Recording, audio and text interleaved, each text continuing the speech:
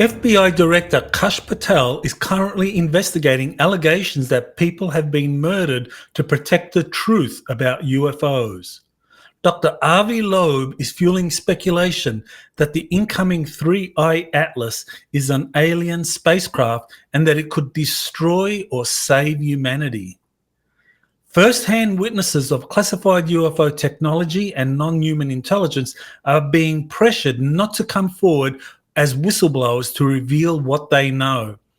The next UAP hearing is locked for September 9. Word is at least 2 of the 4+ witnesses will be first-hand. Anthony Scaramucci, former Trump administration communications director, said that the first thing he did after receiving his security clearance was ask about UFOs, but intelligence officials rebuffed him. David Grusch can't share his info about UFO reverse engineering programs due to non-disclosure agreements and clearance levels, despite his desire to inform the US Congress. Dr. Eric Davis made headlines again when Congressman Eric Burlison recounted that Davis had named 4 broad categories of non-human intelligence that appear in reports. These stories and more on Exopolitics Today, the Week in Review. You're listening to Exopolitics Today with Dr. Michael Salla, your source for the uncensored truth regarding the human, extraterrestrial, global, and political agenda. Click the like button and subscribe to this channel. And now, here's Dr. Michael Salla. Well, welcome to the August 23 edition of Exopolitics Today, the Week in Review. Definitely, it's been a very busy week, very eventful. So a lot of stories to cover, so let me get right into it. So I want to begin here with Ross Coulthart, the Australian investigative journalist, that has come across information concerning a FBI Director Kash Patel investigating allegations that people have been murdered to protect the truth about UFO. So let me play you this video clip and let's hear what Ross Coulthart has to say. The volume and intensity of admissions by the US administration. There are so many people who are now admitting that there is a there. Senior whistleblowers coming forward, but also people in government. You've got Kash Patel, the head of the FBI, has pledged transparency, and he's got a secret investigation going on into allegations that people have been murdered to protect this secret. The volume. Well, there you go. I mean, that is quite important news, that the stories, the rumors of people being killed because they were talking about or had information concerning UFOs, extraterrestrial life, that these are being currently investigated by the FBI. Now, this really raises the question of just what kind of technologies has the FBI or the people that are actually murdering whistleblowers are using. What are they using? We know, for example, that in 1975, the Church Committee identified the heart attack gun developed by the CIA to murder people without leaving any telltale sign. And after the 1975 Church Committee, legislation was passed prohibiting the FBI from targeted assassinations of people using these kinds of technologies. Now, whether they observe that or not, I mean, you can offer your best guess. But what I've learned is that technologies were developed whereby they could deliver pathogens that would make people sick. That seemed to be the follow-on from the heart attack technology that was developed in the 70s, that they could make people develop illnesses, serious illnesses that could lead to a fatal condition. And so hopefully the FBI is looking at these technologies and who has them, who's used them, and who has been targeted by them. And I'd be very interested. I mean, I truly believe, and I've been told by multiple people, that I was poisoned, and that almost led to my death in March of this year. Actually, I think it was in February, late February of this year was when I was in the hospital and on the verge. And how was I targeted? What kind of technologies were used? I would definitely love to know that. Let's move on to Dr. Avi Loeb, who has been putting out information that has led to mainstream or legacy newspapers speculating that 3I Atlas could be an alien spacecraft that could destroy or save humanity. And so here's a mainstream news story that says humans may encounter aliens in 110 days, Harvard professor warns. And in here it talks about how this could be a condition or an instance where these extraterrestrials are carrying some kind of advanced technology or weaponry. And so this is where there's a lot of speculation about 3I Atlas being fueled because of Avi Loeb championing something called the dark forest hypothesis, whereby any alien craft coming into our solar system would do so under the presumption that our solar system is a dangerous environment, and so it is likely armed with some advanced technologies and likely to shoot first and ask questions later. And so that kind of possible hostile encounter could lead to something like an invasion or some kind of cataclysmic events. And so Loeb is really putting out a lot of information, fueling this kind of speculation that we are likely, or more likely than not, to have a negative or hostile encounter with 3I Atlas, which runs contrary to what other sources have been telling me, other sources that are contactees or in communication with extraterrestrials who say that 3I Atlas is indeed a spacecraft. Some say it's an alien spacecraft. Some say it's the returning solar warden fleet that are here to kind of help raise the frequency in the solar system and so forth. But Loeb is really fueling the speculation that it's a hostile event, and that is where people believe that this could be the prelude to the false flag alien invasion that the deep state has been threatening to do for some time. Okay, so here is a YouTube video which I thought was very well done. So this was the Galactic Federation of Light GFL station. So let me play a minute of this so we just hear what they have to say. As you navigate teachers and leaders, be mindful of an important red flag, the personality cult dynamic. This happens when a movement or teaching becomes centered around the glorification of the messenger rather than the message. Instead of empowering you to trust yourself and your connection to source, a distorted leader will subtly or overtly demand loyalty and admiration. You might notice that the community's energy revolves around defending or praising that individual as if they are infallible. True messengers of light, by contrast, remain humble and continuously redirect you to your own inner wisdom. They celebrate when you think for yourself and even go beyond what they have taught. A controlled opposition-type leader, however, often fosters the idea that you cannot thrive without them. They may imply that questioning them is wrong, or that they alone have the special keys to truth and salvation.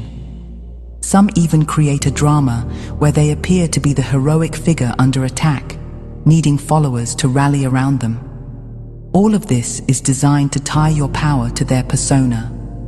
We encourage you to observe how any teacher responds to questions or challenges.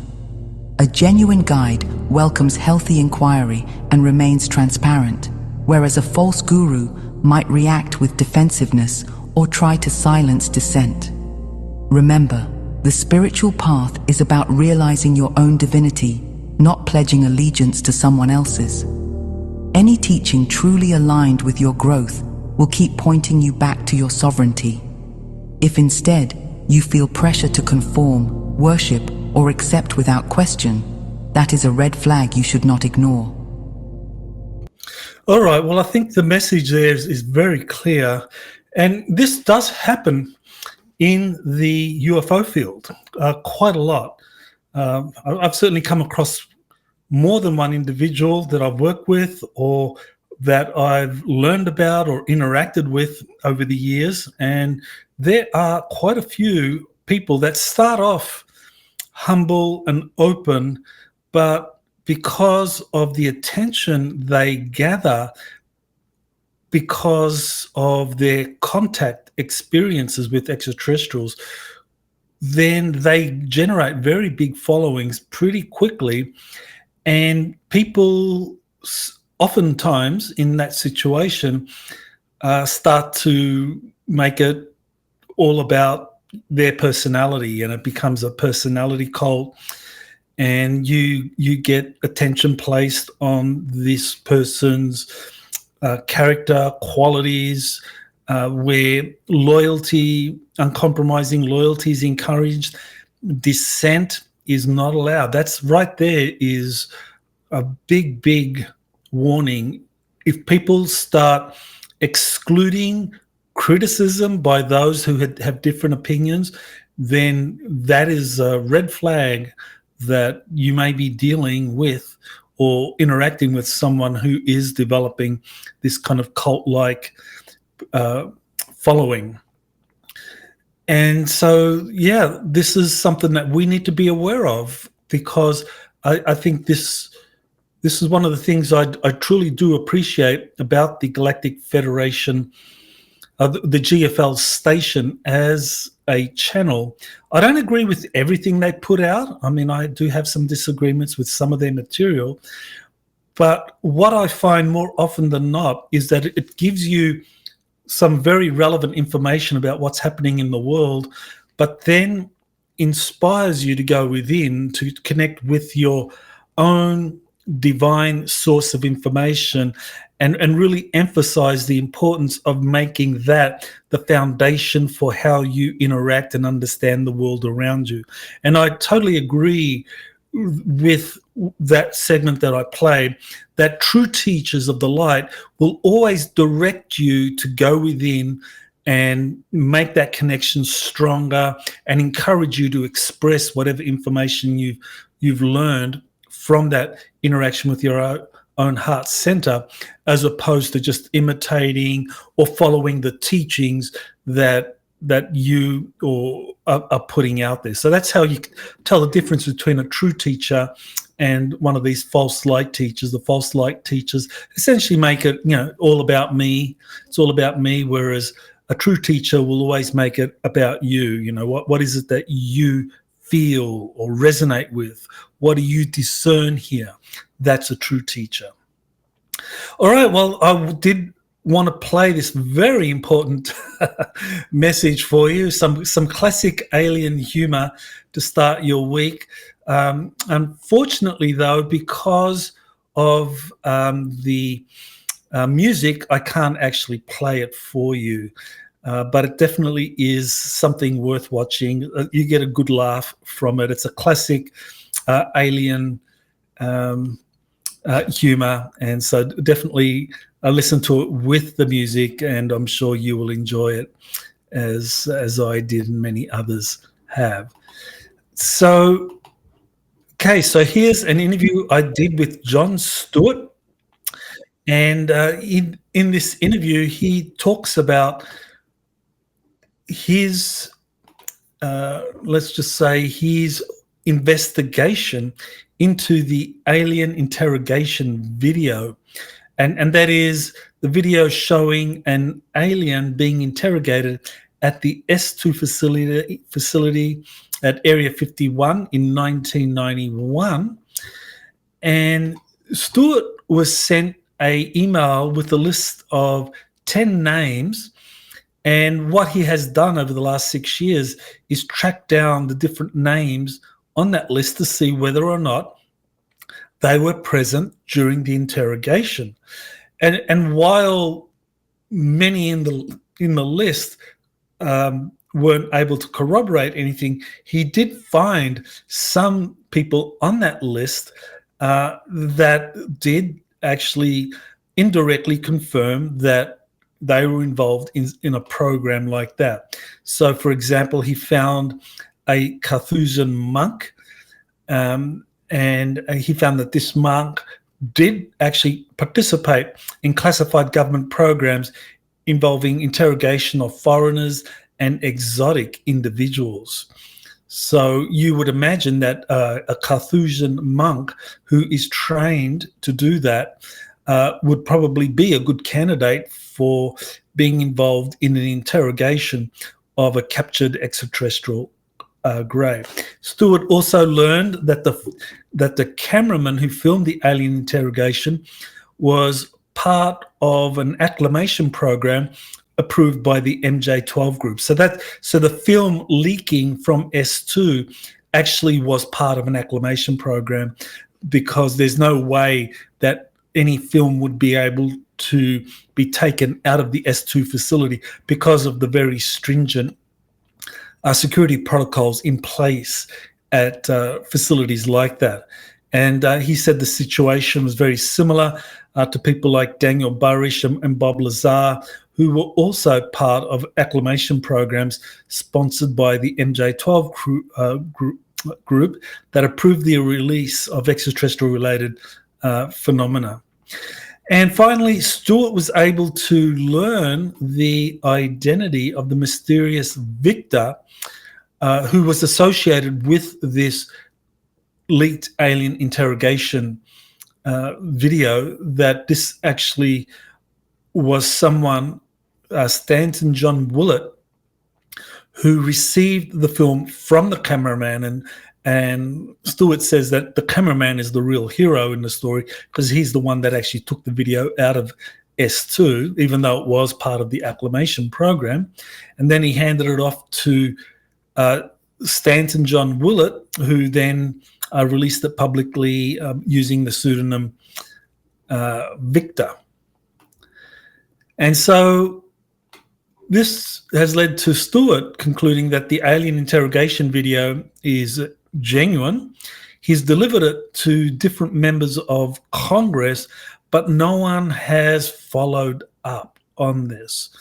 Now, why that is the case, we don't know. I know, for example, Tim Burchett, who's a Tennessee congressman, has received this video from Jon Stewart, but hasn't done anything with it. So I imagine Burchett has probably been told by people around him that, oh, well, no, that's not real, it's a fake, it's been debunked and so forth.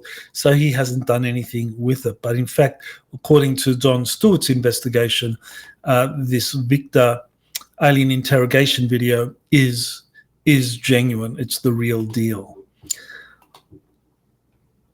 Okay, so here's a post from Joe Murgia, a UFO researcher. Okay, so this is him citing Jeremy Corbell. There's no indication that first-hand whistleblowers who claim they worked hands-on NHI craft are at this point willing to come forward. If people were willing at one point, I don't think it's possible anymore for them. And then Corbell says, what would be the motivation for someone like that to break the fold and destroy their whole lives just because they were called in to come and talk with me? It's not going to happen. So UFO Joe says, have you or do you know of anybody else who has claimed to have spoken to the witness I described earlier, somebody who claims to have worked in a program for a decent amount of time and who had hands-on a craft, and he said, yeah, I worked on it. My conclusion was after 3 years or whatever, this was a non-human craft. Jeremy Corbell said, yes, I know people in an official capacity who have interviewed with people that exactly fit this description and have pushed on them, being like, what is it going to take for someone like that to come forward publicly? And by the way, that was part of an intelligence community inspector general investigation where people of that level were communicated with, and I know exactly who is doing that back and forth. So this is something that I think is very helpful to know, that first-hand witnesses of classified UFO technology and non-human intelligence are being pressured not to come forward as whistleblowers to reveal what they know. Now, the question that immediately comes to mind is this reluctance to come forward because of the mysterious deaths of UFO witnesses that Kash Patel is investigating? It's worth mentioning that whistleblowers that have come forward or spoken with intelligence experts or journalists such as David Grusch and Michael Schellenberger, respectively, have said that reverse engineering of alien technology has not been successful. However, we know from many others who have come forward as part of the Disclosure Project, Project Camelot, Exopolitics Today, that reverse engineered craft have been built. It's time to seriously consider some of those who have already come forward to risk career and life. So if we're waiting, if the members of Congress and UFO researchers are waiting for whistleblowers to come forward to talk about their involvement in these crash retrieval operations and non-human intelligence, and saying, well, they're being pressured not to do it, and so that's why they're not coming forward, and why David Grusch isn't allowed to talk about it, and you don't see Jake Barber talking too much about it, and so forth. Well, what about people who have come forward? Decades ago, in some cases, Dan Sherman, he's come forward. He's former military. Emery Smith, former military. Niara Isley, JP, all former military, all with credentials, DD 214s, and they have had first-hand experiences with UFOs. Why aren't they being called forward to participate in these UFO congressional hearings? I'm just wondering, why wait for new whistleblowers to come forward to talk about their involvement in these classified programs when you actually have already people who have come forward over a decade ago and have military credentials and are very credible people? Why don't you have them appear before Congress? It really, I think this is all about, I guess, pushing what I think is a limited hangout, because they don't want these people coming forward that I mentioned, because they're not talking about, well, reverse engineering programs that were unsuccessful and that these are all alien craft. No, in many of these cases, Emery Smith, Niara Isley, JP, they're talking about successful reverse engineering programs or interaction with non-human intelligence where agreements have been reached. Okay, here we have a announcement concerning September 9. This is coming out of the UAP Reporting Center. They have announced that September 9 is when the next UFO hearing is going to be held in the US Congress. It will be part of the same oversight committee that has held previous hearings, and that they have at least, 4 witnesses, maybe more than that, and that 2 of the witnesses that will be appearing will be first-hand. So someone like David Grusch, he can be considered to be a second-hand witness, similarly with Luis Elizondo. Jacob Barber, Jason Sands, 2 former military people, they have first-hand witness testimony. So if they come forward and they testify before Congress, that would actually be a step in the right direction. So, yeah, that will be very interesting to see what happens on September 9 with the next congressional hearing. Okay, so here is information that has come out through Carb, who has a popular Twitter channel, I guess. I think nearly 200,000 followers. And he talks about Hopi prophecy that says that a man with a red hat will play a significant role in a time of purification, and the great white brother will return to usher us into a new age of peace in the fifth world. Trump is the man in the red hat. Pleiadians are the great white brothers. The fifth world is 5D ascension. These prophecies are unfolding now because we're the ones who will experience the shift.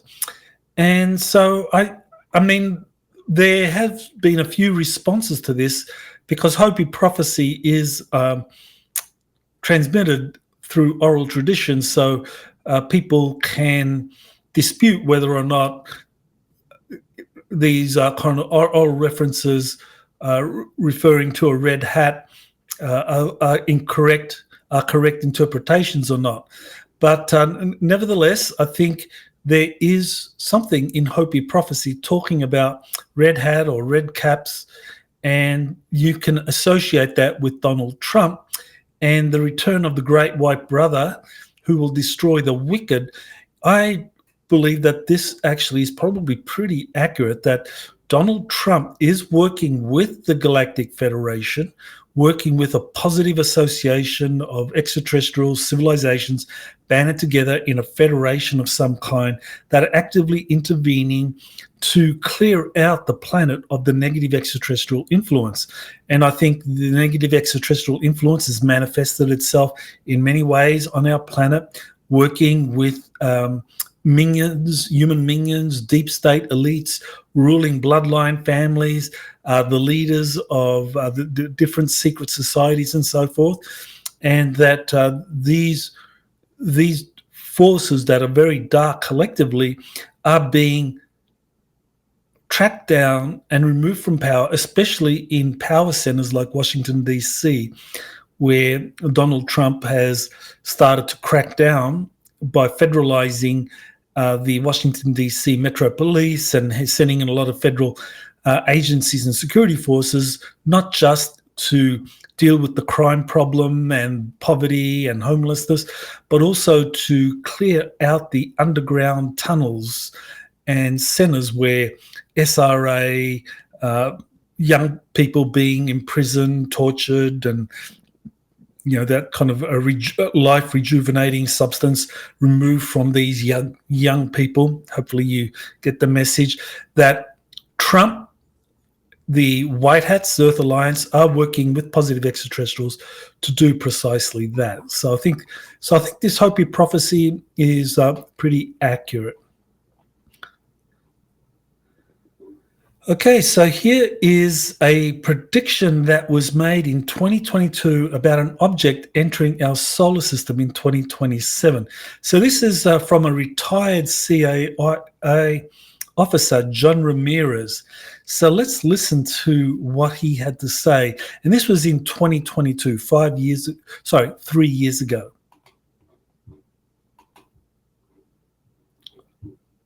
Even with the recent legislation that passed through the legislature and is on its way up to the president's desk.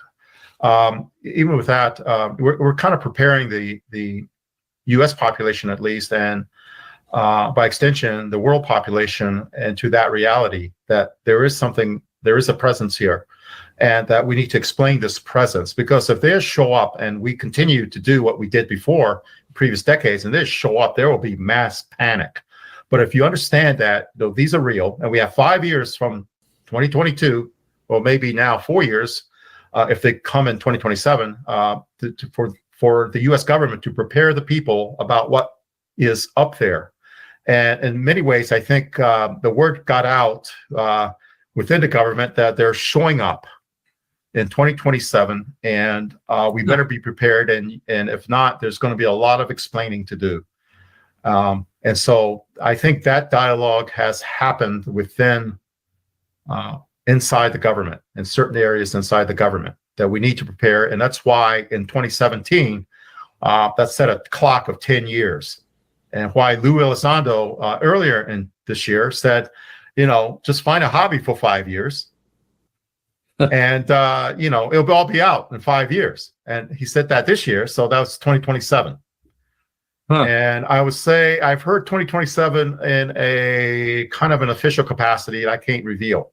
So I think I would say that people in the government are aware of something happening, and that there's limited time, a few more years to prepare the people. And that's what's ramping up this acceleration from the previous 7 decades of not even acknowledging it to now we are acknowledging it at a faster and faster pace.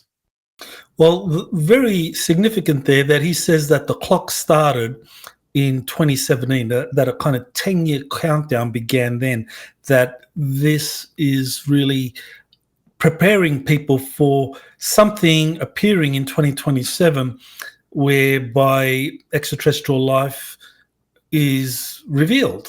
And so that is something that we are building up towards. And that what Ramirez is referring to here is that if people aren't prepared, then this is going to become a dire national security threat. Now, who is John Ramirez? He served for more than 20 years as a CIA officer. And so I think the question people may raise is, well, is he just laying the groundwork for a future event or a psychological operation involving extraterrestrials that could lead to some kind of national security crisis? And is 3-Eye Atlas part of this kind of build-up to whatever it is that is coming in 2027? So I think there is definitely something here to consider, and 2027 has been referred to again and again as the year when apparently things will be coming to a head. All right, here is a very interesting admission by the former communications director for Donald Trump in his first administration. So let's listen to what Anthony Scaramucci, don't you love that name? Scaramucci. He says that, well, let's hear what he has to say. When I was in the White House and I had the presidential security clearance, the first thing I asked for was the information on the UFOs. And the intelligence people told me that I couldn't get any of that information. And they said that it was ATS, that information. I said, well, what is ATS? Above top secret. I said, well, I have a presidential security clearance. I can't get the access to the information. It's above the president's security clearance. That's what she was saying in the interview with Joe Rogan. She was basically saying that they have proof that there are interdimensional beings that have, through portals, gotten back and forth here. And she said it pretty matter-of-factly. So when I was in the White House... All right, so there Anthony Scaramucci is talking about Anna Paulina Luna in an interview that she recently did with Joe Rogan, talking about these portals that could be used for travel by extraterrestrial civilizations. And that Scaramucci says that, well, when he tried to find out what's the deal with UFOs, he was appointed communications director with a top secret security clearance, and he was rebuffed and told that that information is above top secret. So I'm sure that's no surprise to many of you watching this. But what I found to be very interesting is that something very similar happened during the Clinton administration when Webster Hubbell says that when Clinton won the election, he asked Hubbell to find answers to 2 questions. One is, what's the deal with UFOs, and who killed Kennedy? And so Webster Hubbell tried to get answers to that, and he had the same result as Scaramucci, that even though Hubble had top secret security clearance, he was unable to gain access to UFO and JFK files. So this is just more confirmation that the UFO issue truly is above top secret. It's a very high level information, and for those who are involved in geopolitics, what it means is that you really can't understand what's happening in the world around us if you haven't made progress to understanding what's really going on with extraterrestrial life and technologies, UFOs and so forth, because that's something that is above top secret, even higher classification than thermonuclear weapons. And we know that because of a Canadian transportation minister in the early 1950s wrote in a memo that the flying saucer issue is classified more highly than the hydrogen bomb. So just think about the implications of that. So, that's why I think exopolitics really is the queen of the sciences. All right, here we go. Here's, again, citing Joe Murgia, the UFO Joe, or his very competent UFO researcher, a veteran. And he raises this very important question. If Burlison is right, it'll show us that Trump really doesn't care about what is potentially the most important topic in the history of our species. Why wouldn't he spend political capital to pass the UAP Disclosure Act? Eric Burlison said, I don't think President Trump is going to make the UAP Disclosure Act a priority or something his office will lean on to win votes. But I also don't think his office will fight it.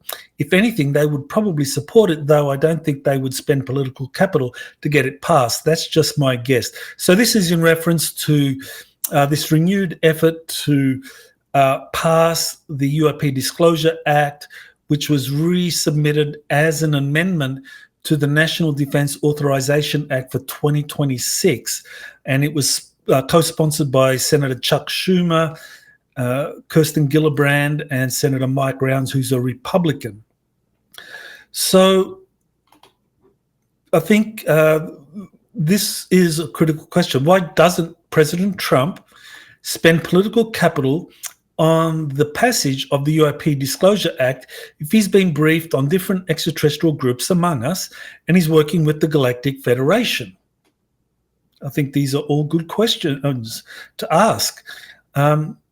And a related question is, why is Senator Chuck Schumer, who is a deep state shill, supporting the passage of the UAP Disclosure Act?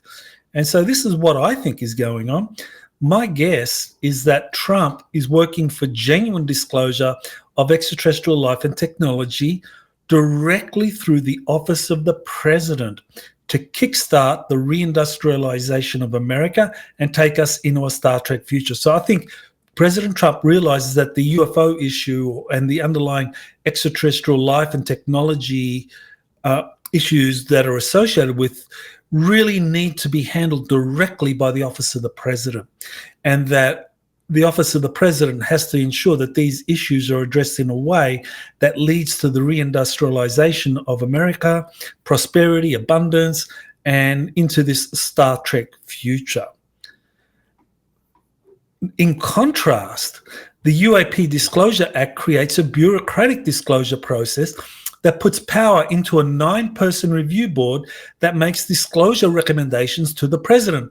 But the board can be influenced by lobby groups, etc., to shut down disclosure of the most sensitive info, hence Schumer's support. So the bottom line here is that, well, if the UAP Disclosure Act passes and you have this 9-person review board that looks at all of the disclosures, all of the information out there using power of subpoena, eminent domain, it gets a lot of information about UFO issues, extraterrestrial life, and so forth.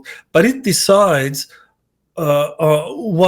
which of these issues should be disclosed or not, and it makes recommendations to the president. Well, what if its recommendations to the president are just superficial, and that that this 9-person review board is influenced or compromised in some way to not recommend the disclosure of things which might negatively impact national security. That means that the president wouldn't be told about it, and so that would mean that there would be this layer of bureaucracy between the president and these extraterrestrial related projects. So I think that probably explains why Senator Chuck Schumer is in support of the UAP Disclosure Act, and why President Trump is hasn't outright supported it, and may do very little, if anything, to get its passage. All right, so here is a 3-eye atlas, friend or foe. So this is where I get to discuss the DC's Satanic power base, where I look at some of the data concerning President Trump federalizing the police force, or Metropolitan Police Force in the Washington, D.C. area, and also look at the data on different sources, including Avi Loeb, who I mentioned, and some of the other sources that are saying that 3-eye atlas is actually friendly. So is 3-eye atlas friend or foe? And so, yeah, this is the highlights of my monthly briefing that I did last Saturday, the August the 16th. So in that monthly briefing, these were 2 of the issues I addressed out of approximately a dozen or so overall issues. And these issues, I think, kind of like are very significant for us in terms of, what is happening right now. 3-eye atlas is going to be passing close to the Earth towards the latter part of this year. Right now, it's approaching Mars, and soon it will be in between Mars and Venus. And so, is it a friend or foe? We need to know what are the different sources, and if it's a friend, then what can we expect? And of course, the federalization of Washington, D.C.'s police forces is happening right now. Things are happening behind the scenes. So if you want to get all of the data on that, then this is available on my Patreon channel, on Rumble, YouTube, Spotify, and so forth. So for those of you that are Patreon subscribers, you get early access, and it's ad-free. So, and of course, you get to support the Exopolitics Today through your membership fee. So, thank you very much. For all Patreon subscribers. Right. So here's an article that I thought was very, very interesting, because about 10 days before seeing this article, I wrote about the tunnels under DC, and that the real reason Trump had federalized the Washington, D.C. Metro Police Force was because he was going to clean out what was really happening in these underground tunnel systems, the SRA, the people being imprisoned down there, and the torture and the many horrible things that are happening underneath Washington, D.C., because it really is satanic. I mean, that's something that people need to understand, that Satanism is very real. It's an ideological belief system. People believe that they can ascend through the satanic practice. And so how you do that, I mean, that's something I've discussed in the past. There's an article on my website called The Hidden Hand. So just do a search for The Hidden Hand on exopolitics.org, and it'll explain how these dark satanic forces believe that they can ascend doing these dark things. But nevertheless, Trump is involved in cleaning out what's happening under the tunnels, and also dealing with the Smithsonian Institute, because it has been at the center of the cover-up of ancient technologies, the remains of giants, evidence of Egyptian civilization in the American Southwest, that all of these things have been covered up by the Smithsonian, which, rather than presenting history in the Americas in a truthful and legitimate way, has been filtering the information so that only a very narrow perspective is shared. And so yeah, this article, I think, is something that is exposes or supports what I was saying concerning the DC area being used by Satanists, and also the holdings of the Smithsonian Institute involving the remains of giants and so forth.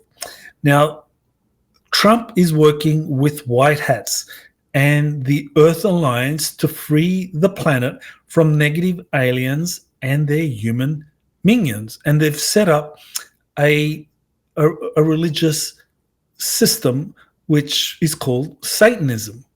And Satanism isn't about worshipping a devil called Satan or Lucifer, that is some kind of metaphysical being in some interdimension, but it really is about connecting with these dark aliens called Draco-reptilians, who are very powerful beings with advanced technologies and psychic abilities, who really have established a very dark presence on Earth and have been the ones hiding a lot of the advanced technologies from us. So Trump is working with positive extraterrestrials, along with positive forces from different military institutions on planet Earth, to cleanse out these underground tunnel systems, not just in Washington, D.C., but also elsewhere in America and around the world, because these tunnel systems and the bases that are underground are typically located on energy vortices of planet Earth, and that's how you control a planet. If you find the energy vortices, these kind of sacred sites where, just as the human body has all these meridians, the chakra system and the meridians used for acupuncture, similarly the Earth has it's similar meridians or energy vortexes. So if you establish a underground base on each of those vortices on planet Earth, and you practice SRA, torture people, hold people imprisoned and so forth, that creates this negative energy that suppresses evolution on the planet. So that's why positive extraterrestrial forces are helping the Trump administration, the Earth Alliance, to cleanse all of that. So very, very important.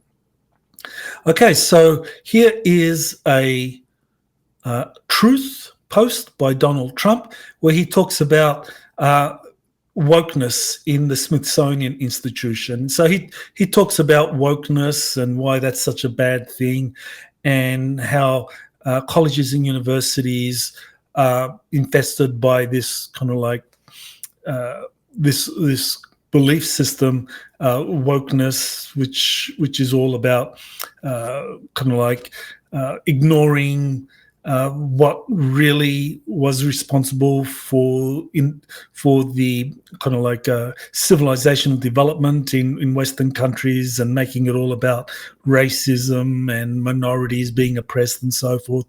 That is the kind of like what he discusses in his truth post.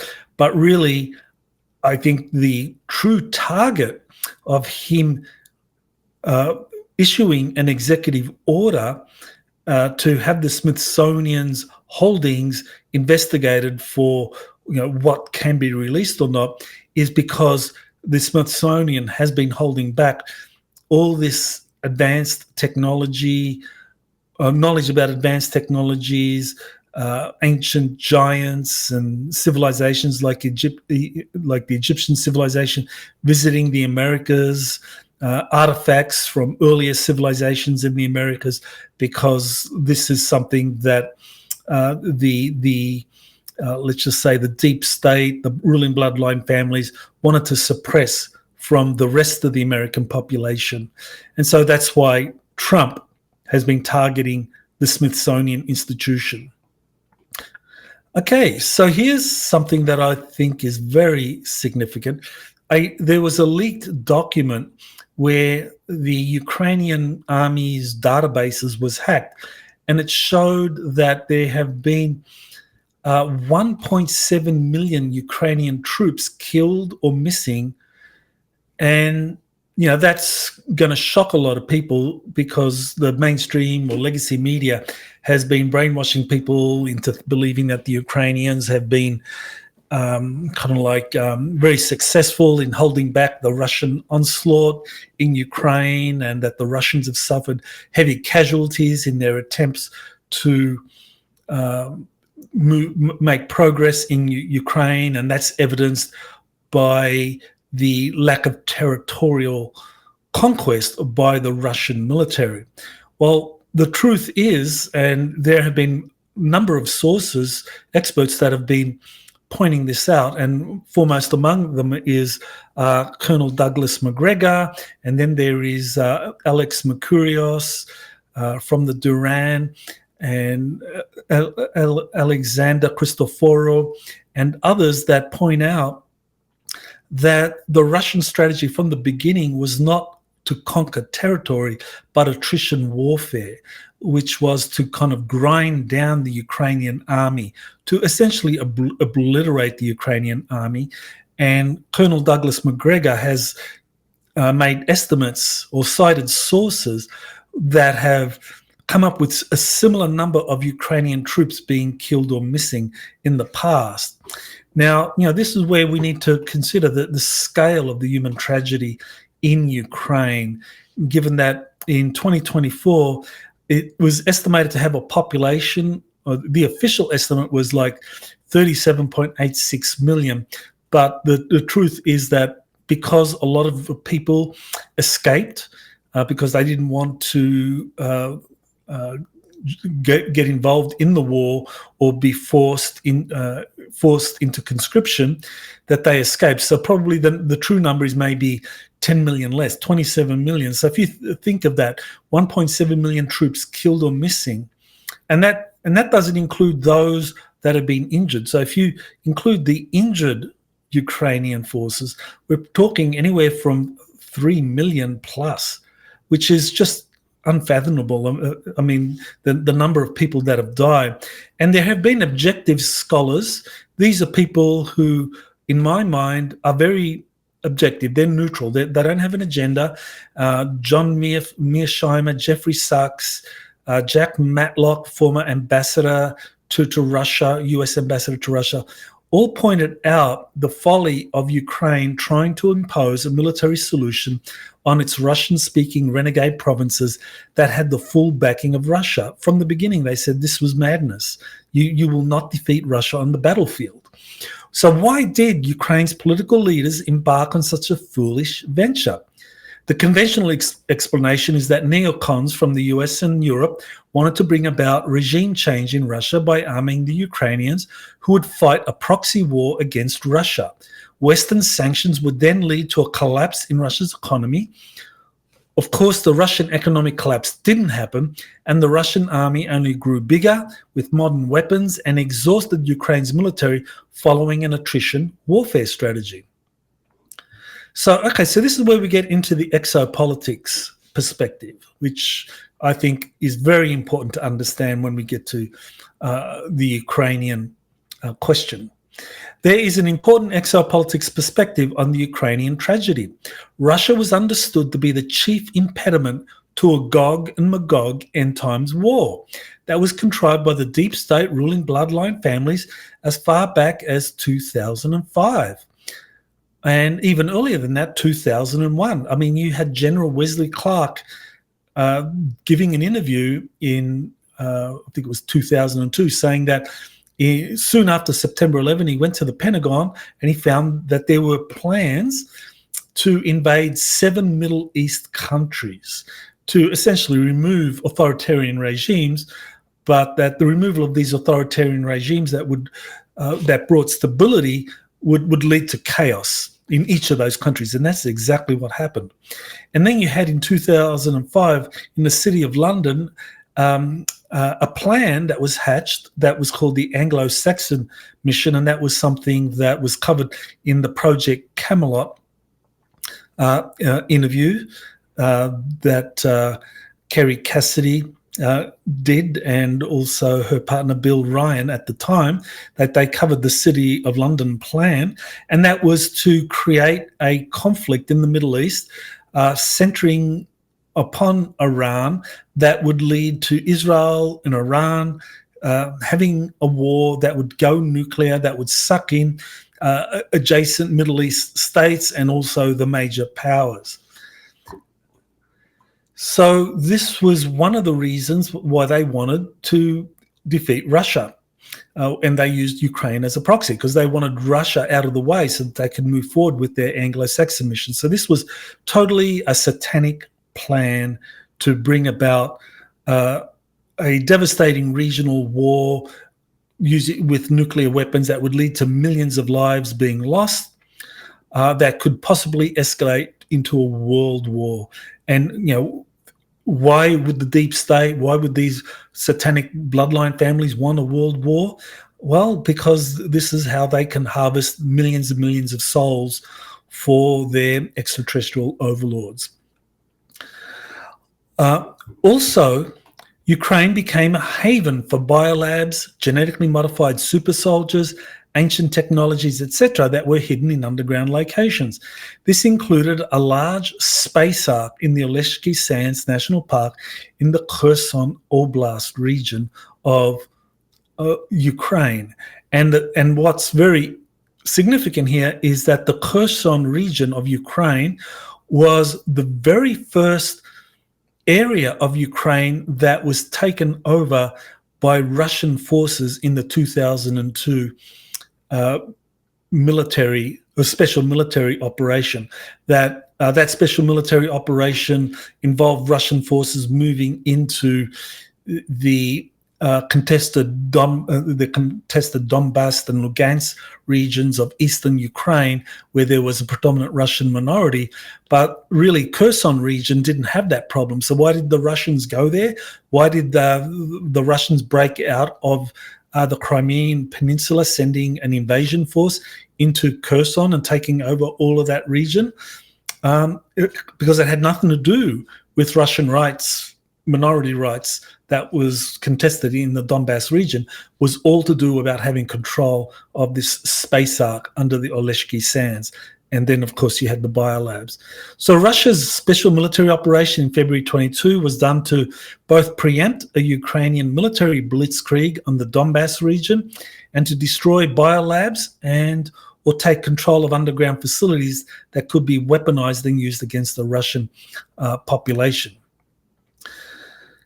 Okay, so this is really why the Ukrainians have been pressured into continuing a war, an attrition war with Russia that has led to as many as 1.7 million Ukrainians being dead, because the deep state, the European powers that are pressuring Ukraine to continue fighting, they have no love for Ukraine. They have no genuine regard for the Ukrainian nation. All they're interested in is this kind of like satanic plan to bring about a Gog and Magog end times war where Russia needs to be removed because it is the impediment. And they are failing in that. And so that leads to, well, what will the deep state do next? If they are unable to bring about the Gog and Magog end times war, what's their next card? Well, that takes us to the alien invasion scenario. And I think we are seeing that now with the Three-Eye Atlas being portrayed in the mass media, legacy media, as a possible threat. And that's where people like Harvard's Avi Loeb, who comes out of Israel's military intelligence community, he was a graduate of the Talpiot program, and certainly worked closely with the Mossad, which is definitely aligned with the deep state's efforts to create this Gog and Magog end times war. And so Loeb is really ratcheting up speculation that, oh yeah, this Three-Eye Atlas could be hostile, and so that the legacy media is running with that and trying to convince people that, oh, there's something bad is coming. And so that's their last remaining card. So I doubt they'll succeed, but still they may play it. Okay, so here's another report from the UAP Reporting Center about the September 9 UAP hearing. Could this be the moment disclosure finally breaks open? The countdown is on. September 9th, Congress will hold another hearing. So what makes this hearing different? It all comes down to the witness list. If the rumors are true, at least one witness could come directly from inside legacy crash retrieval or reverse engineering programs. Others may be military officers who have had direct encounters with UAPs, people whose credibility cannot be brushed aside as imagination or hearsay. So what to watch for on September 9? First-hand military testimony and insiders from black programs coming forward. So I think these are all very relevant observations about this September 9 UAP hearing, that it could move the disclosure process forward significantly if first-hand witnesses do come forward. So let's hope that that does happen. All right, here is another post by the Disclosure Process that discusses Representative Eric Burlison, who explained that even though David Grusch is a congressional staffer working in his office, he still can't meet with him in a sensitive compartmented information facility to bypass government secrecy, because Grusch is bound by non-disclosure agreements and limited by staff level clearance rules. So one of the reasons David Grusch was employed as a congressional staffer by Eric Burlison, who's a sitting member of the US Congress, is that he wanted help in breaking open the UFO issue and disclosure. And even though David Grusch has been given a security clearance, he still can't talk. So let's listen to Eric Burlison describing the situation. Representative Burlison, I wanted to know, with the TSSCI clearance, which I guess Grusch is still trying to get, or he has it, either way, once he has it, why don't you just hop in a skiff, just you and him, have him explain to you the locations? Because he said in the hearing, he testified that he knows the locations, he knows the names of all these people. Why do you have to play this like ring around the rosy with other people? Can't you just jump in a skiff with him, have him tell you where all the stuff is, and then you guys just go there with your clearance and get it done? Do you really need a bill? Do you need any of this in between stuff? I mean, to be perfectly legal, no, we can't just do that without, he at the end of the day, David has an NDA, so does Lou, and many others that we talk to. And if they really care about this country and about respecting the rule of law, which most of them do, absolutely, that's kind of what we're limited by. But I think that getting Tulsi and her office to clear him is one hurdle, and then getting the House staff and the Sergeant of Arms to clear him is the second. I think that if Tulsi's office clears him, and the other aspect is he could be hired by Tulsi. He could be hired by the White House. if Grusch were hired by any of these agencies, then it all goes away. His limiting factor is that he's a staffer for a member of Congress. And the default clearance for a staffer as a member of Congress is the TS level. And they're not going to, it's highly unusual. It's not been done for them to be able to give somebody a higher clearance than that.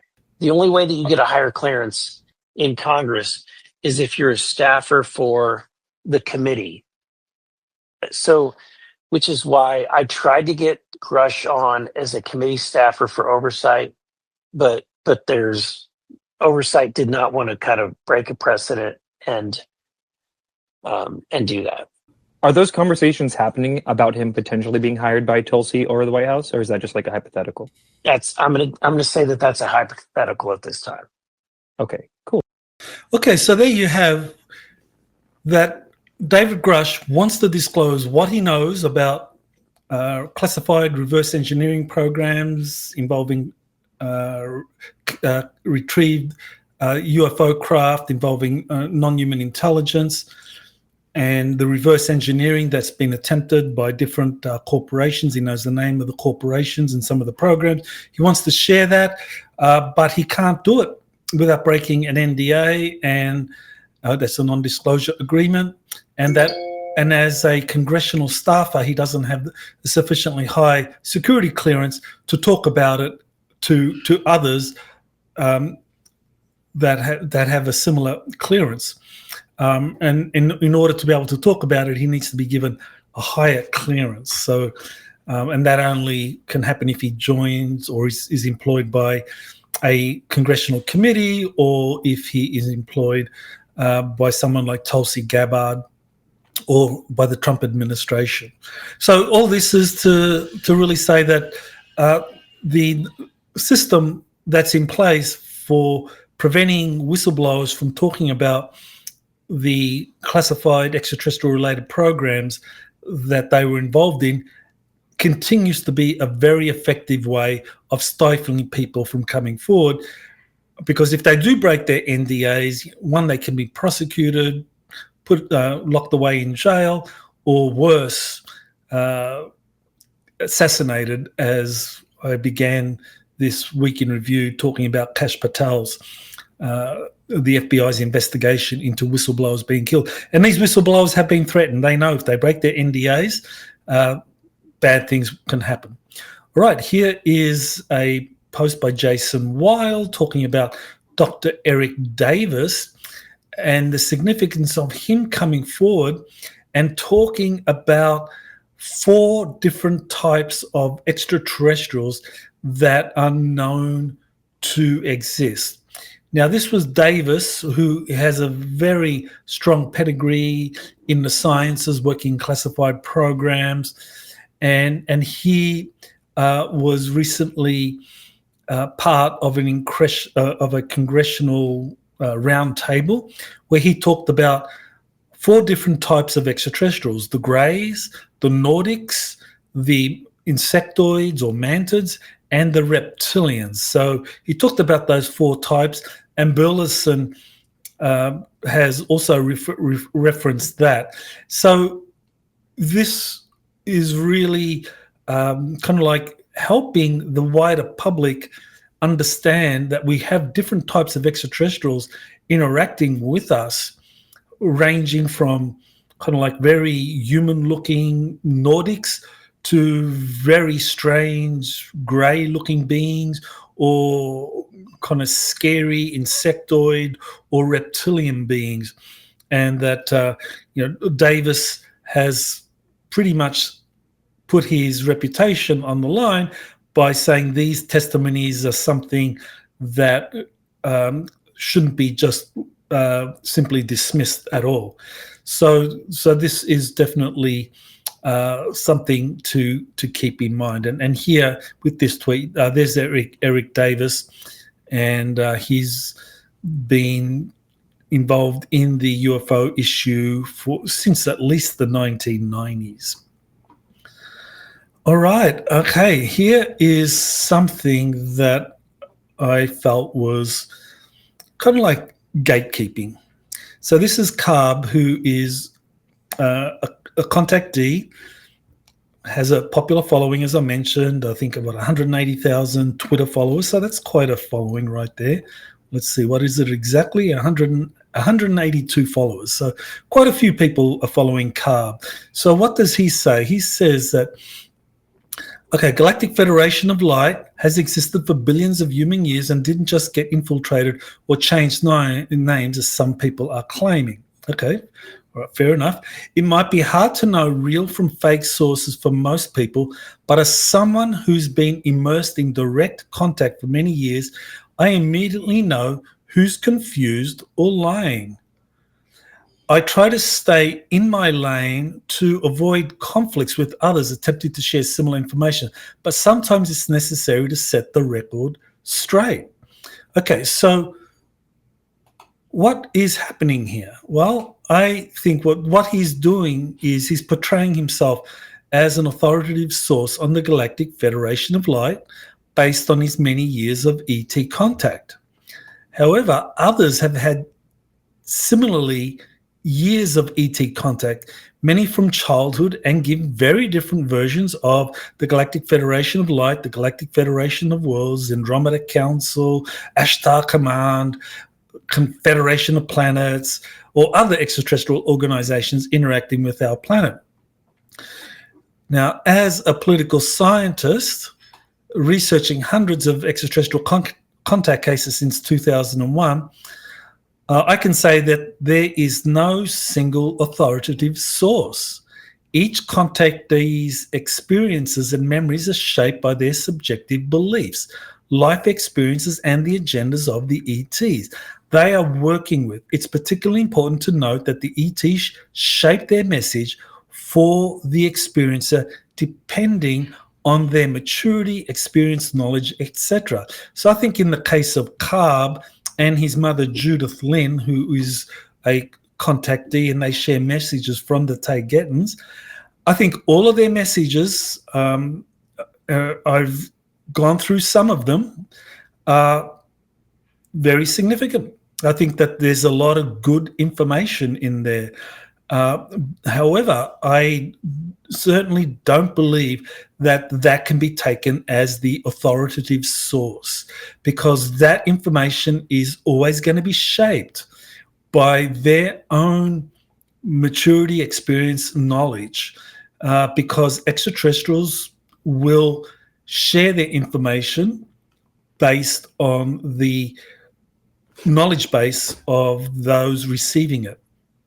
So the best we can do as researchers, scientists, seeking to understand extraterrestrial contact is to hear each witness's story, evaluate the supporting evidence, assess their integrity and character, and cross-reference it with similar accounts to understand the underlying patterns and agendas of extraterrestrial visitors and the organizations they belong to. So I'm not a contactee. I have had a few experiences, but I don't consider those to be very significant when compared with people being taken off planet and being shown what's happening in the universe.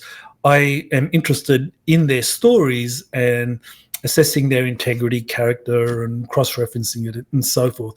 And in my 2022 book, Galactic Federations, Councils, and Secret Space Programs, I explained the major organizations described by contactees dating back to the 1950s and how they operate today. So the bottom line is that we need to be aware of any contactee or experiencer claiming to be the authoritative source on ET contact and organizations such as the Galactic Federation of Light, the Galactic Federation of Worlds, and so forth.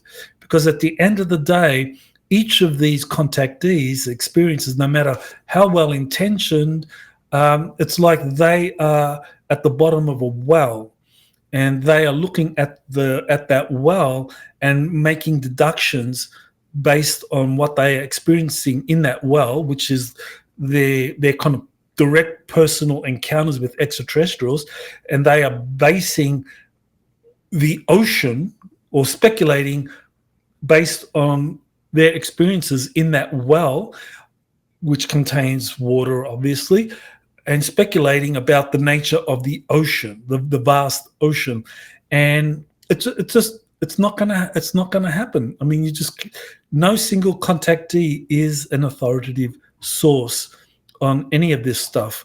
I think we really need to be open-minded, respect the different contactees and experiences, but once they start gatekeeping, I think we need to speak out and say, hey, stop it.